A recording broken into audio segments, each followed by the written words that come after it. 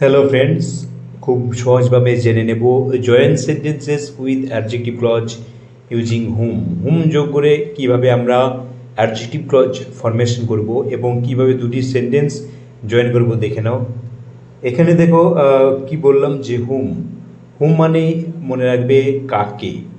হুম মানে কি বোঝায় কাকে, কিন্তু এখানে যাকে জয়েনিংয়ের ক্ষেত্রে মিনিং হয় যাকে। এখানে পার্সন ব্যক্তির ক্ষেত্রে ব্যবহৃত হয়, অবজেক্ট হিসেবে ব্যবহৃত হয় মূলত অবজেক্টের পরিবর্তে বসে, তোমরা এটা জানো। এখানে এক্সাম্পল দেখলেই বুঝতে পারবে। ফার্স্ট এক্সাম্পল দেখো, the teacher is very strict. Teacher is very strict, শিক্ষক মশাই খুব কঠিন। উই রেসপেক্ট হার, আমরা তাকে সম্মান বা শ্রদ্ধা করি। এখানে হার বলতে কাকে বোঝাচ্ছে? The teacher. তাহলে উই রেসপেক্ট হার, আমরা তাকে কার সম্বন্ধে বর্ণনা করা হচ্ছে? টিচারের সম্পর্কে। তাহলে এটা আমরা কোথায় বসবো ক্লজটি? টিচারের পরে। এখানে দেখো দ্য টিচার, তারপরে আমরা হুম দিয়ে বসাবো হুম যাকে। উই রেসপেক্ট, সেকেন্ড সেন্টেন্স বসে যাবে উই রেসপেক্ট হার, উঠে যাবে, কারণ হার মানে কে? হুম, যাকে বোঝাচ্ছে। তাহলে the teacher hmm we respect, তারপরে আমরা কি লিখবো? Is very strict.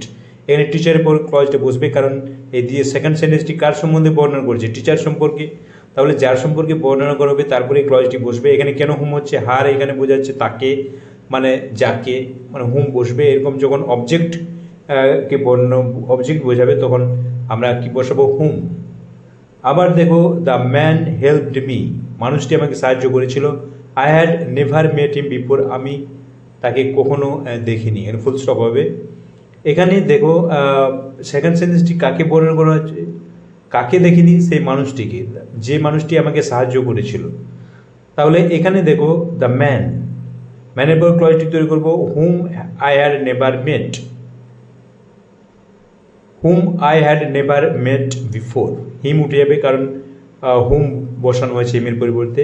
The man whom I had never met before, তারপরে আমরা কি লিখবো? হেল্পড মি, কারণ এই সেকেন্ড সেন্টেন্সটি কার সম্বন্ধে বর্ণনা করছি? ম্যান সম্পর্কে।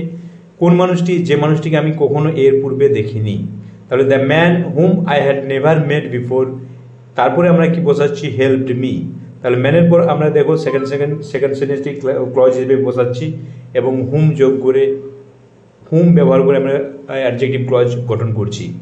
তাহলে এখানে বুঝতে পারছো যে whom we respect is very strict, first সেন্টেন্সে এটি হচ্ছে অ্যাডজেক্টিভ ক্লজ, টিচারকে ডেসক্রাইব করছে।